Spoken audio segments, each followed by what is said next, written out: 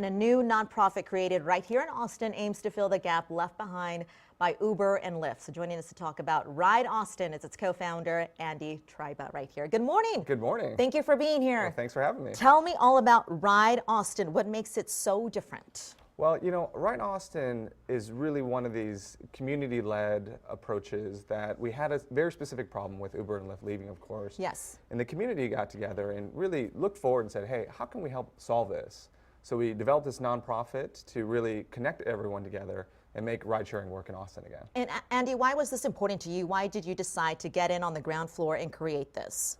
Well, as you know, there were thousands of people that lost their jobs suddenly.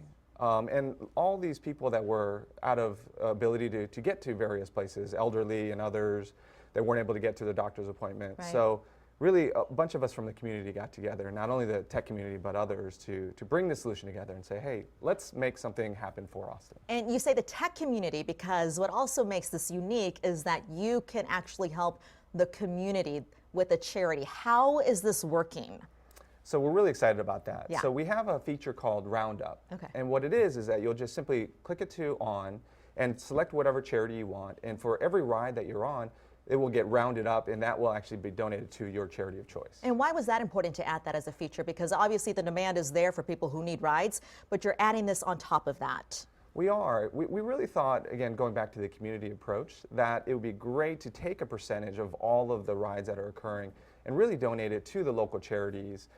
Carolyn from Miracle Foundation, Yes. Dell Children's and others, they've been great, and we thought, why not use this as a platform to help them also? I think that's important because there is maybe a lot of anger, might be an understatement, right? After some of these ride-sharing companies left, and to turn that anger into something productive has to be a good feeling. And did you experience that with your test launch? We did, actually. So we're really excited that this last weekend we had our first version of the app and Yeah. the riders and the drivers, and it went great, actually. It actually surpassed expectations. So we're hoping that we learned a lot. It certainly wasn't perfect, so we learned a lot. The Okay. drivers were absolutely great.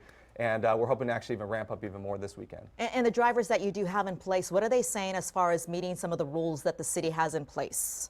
Well, they've been great, not only about all of the rules and going through all of the fingerprinting and things like that, Right. and we are actually paying for all of the fingerprinting for these drivers. Interesting. And not only that, but they've been great on providing feature feedback and different things that they thought would be great to actually add into ride sharing. How much of a burden is that for you to pay for the fingerprinting? Where does that money exactly come from?